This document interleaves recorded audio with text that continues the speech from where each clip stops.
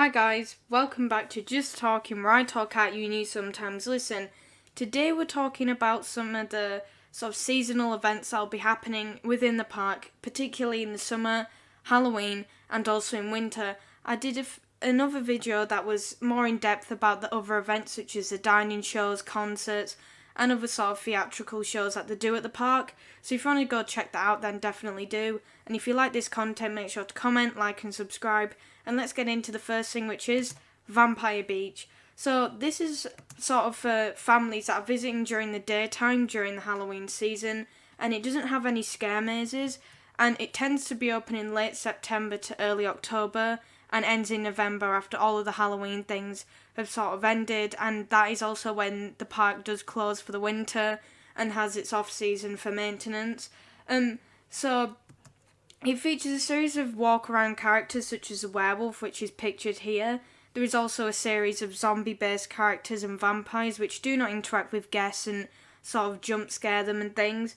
And this werewolf tends to go around on his motorbike and sometimes play music, and he's sort of the iconic staple character, and he doesn't try to scare younger kids or anything, so that's completely fine if you're bringing families. I did do a family review of the park in an earlier video, so check that if you'd like. And this is a perfectly appropriate event for families, but these characters do have a really great costume design, so for any adults visiting the park during the daytime and potentially going to the horror mazes for this year, then these characters are really great to have a look at because they're not scary and you can get up close and really look at the detail of the characters. And I think the Blackpool Pleasure Beach has really done a great job on these and have been around for quite a few years at this point. So the decorations are put up in the park, such as graves, pumpkins and statues, are never too frightening or big and vibrant or anything. And the pumpkins are actually carved on site. You can actually watch them get carved as well. And one year I did watch a Wallace and Gromit one get carved at the start of the day.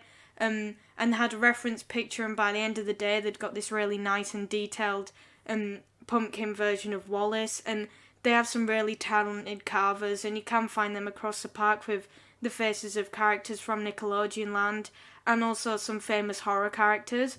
There are no scare mazes available, and there are no scare actors that'll interact with guests. Sometimes towards the end of the Halloween season, especially later on a night on Halloween, and sometimes during the late night riding times during October, you sometimes will find that some of the actors that are walking around the park will start to try scare you more, and they will introduce scare actors normally on Halloween night, just to add that extra intensity, so maybe stay away from that on a night if you have younger kids. But definitely these aren't like the scariest scare actors, but they have got a lot of talent, and they do deserve a lot of credit. The makeup and the costumes are incredible, and I think that it's a really good atmosphere, and they really do put effort into the Halloween events, also considering all of the ages and audiences that might be attending on those nights, so it's completely appropriate. And none of the rides are actually changed to have any scare actors in them. The only ride that has really changed in the past is a sort of Chinese puzzle maze, which is just underneath Steeplechase by Revolution, and that sometimes gets some decorations in it and has some fog effects in it. I did it one year, there were no scare actors or anything. I'm not too sure if in recent years it's changed. I'm not even too sure if they have been running it as of late. But it just had some decorations in it and some darker effects in it, and it was quite good. You could get lost in it a bit more easily than you normally could. And it's a totally family appropriate event, is Vampire Beach.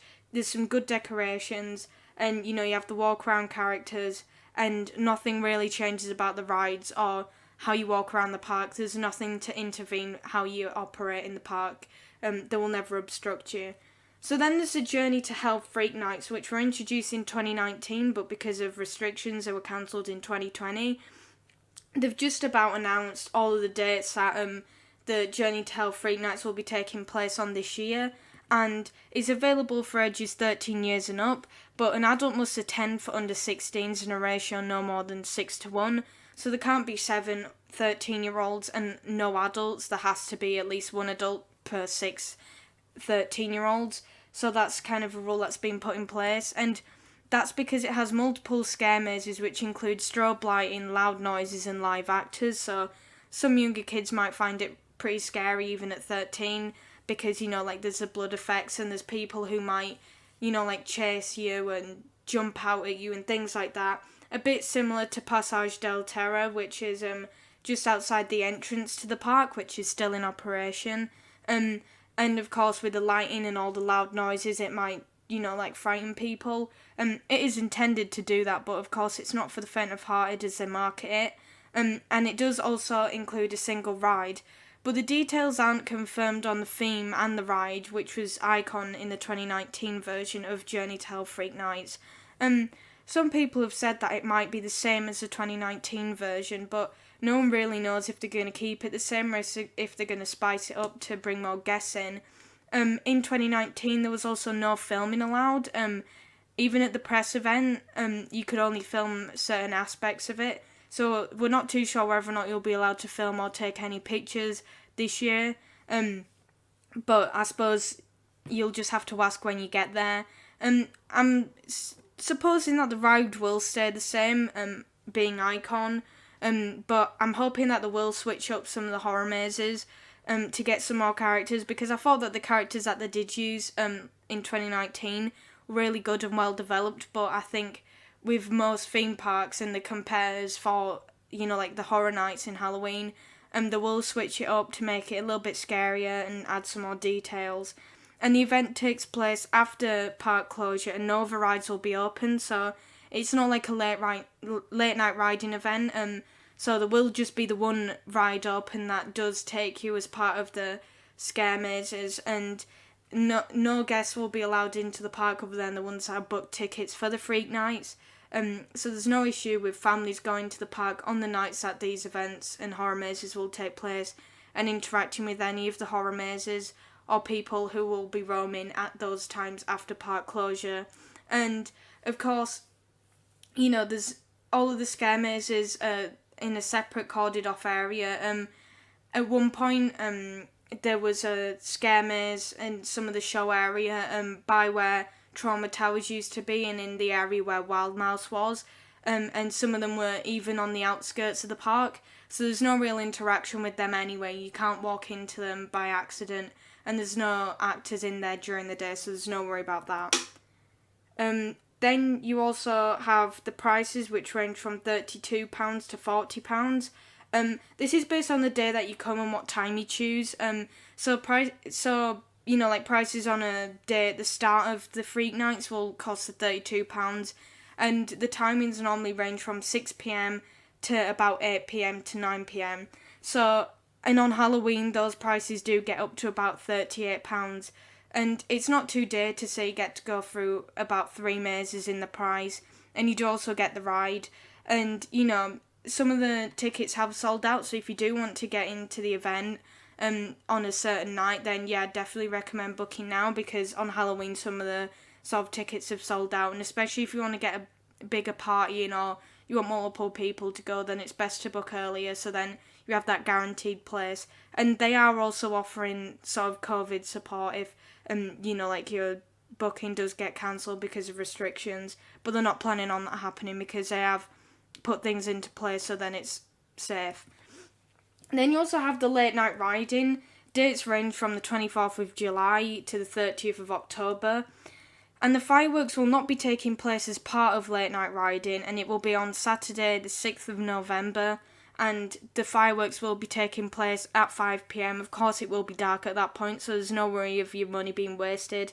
And I believe on that day the prices aren't really increased. I haven't checked fully, but at the minute they are normal ticket prices of £30 for a child and £35 for an adult. And you know, the late night riding, it does open from 10 a.m. to 10 p.m, so it extends the ride opening times from 5 p.m. by an extra 5 hours.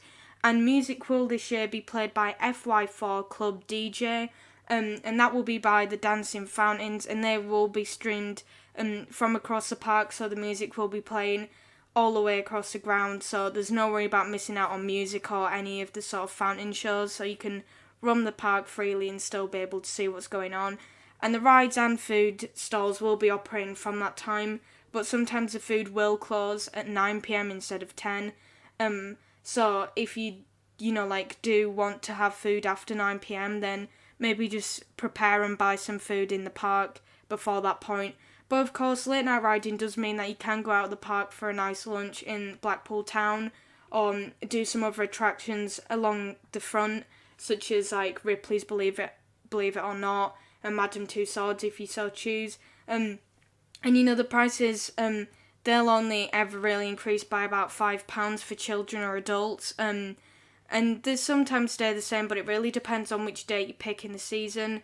If you do want to find out more information on the prices and also the dates that late night riding will be on, you can find that out all on the website, and find more details about what's going on with the music and all of the different events that'll be taking place, as well as closure times. Then there's also the Christmas Grotto and Trick or Treat. So the dates and prices are yet to be confirmed for the Christmas Grotto, but have previously started at £14. It has been running for just about every year since Nickelodeon Land did actually open, and it runs every year for kids, and also adults can attend. And the price does include a walk through the themed grotto, which you can see in the back here, and you can see some of your favourite Nickelodeon characters such as SpongeBob and Patrick. And you also get the visit with Santa and also a gift included in the price. And I don't think that's too bad, suggesting it is actually on the grounds of Blackpool Pleasure Beach. And, you do get a walk through and you do get to meet your characters that you would normally see in the park. I don't think it's too bad of a price. It could get a bit dear, suggesting that that's normally per person, the £14. But sometimes it does get included with, like, 2 kids can go for 14 or a family can go for 14, but it depends on how they price it. It's just some years it has been per person. And this takes place in late November to December whilst the park is closed. So it doesn't happen while rides are still in operation, so you can't go in November and expect to go on some rides and then go into the grotto. It takes place after park closure in the off-season. So, it is quite calm in the park, and, there's no real rush and it's not all too busy, so it's quite a relaxed atmosphere. And the event for trick-or-treating is not confirmed, but in previous years, children and adults who attend the park in fancy dress on Halloween, so the 31st of October, sometimes on the 30th, they will receive free sweets for kids in the Nickelodeon shop, and adults will receive a free cocktail and see the favourite characters in their specially designed Halloween costumes. I believe last year they did actually host this event, and sometimes they'll set up like little stands where the characters will be giving out sweets and different sort of stops for kids to go to. There was a full map that was set up to collect the candy and things, and it's a really good event for kids who are coming in the Halloween season and might be a bit daunted, or those who just spend the time in Nickelodeon Land. It gives that extra element of it immersion, and there isn't anything scary that takes place in Nickelodeon Land normally. They hardly ever have any decorations up there apart from maybe a few sort of pumpkins and maybe some of the characters appearing in different outfits.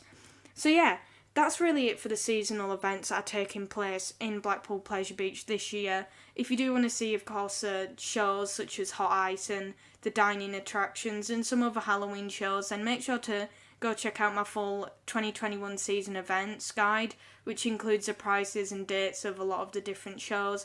So check that out if you want to see things like this in more depth. But this is sort of the things that are happening seasonally in winter and autumn. So definitely check them out. I'm really grateful for the support I've been getting, and I hope to see more subscribers in the future, more people joining this community. I will at some point be doing the room tour for the Boulevard Hotel, and if you want to check out my review, you can do that if you want. And yeah, I suppose that's it for this video. And yeah, this is Just Talking. Bye bye.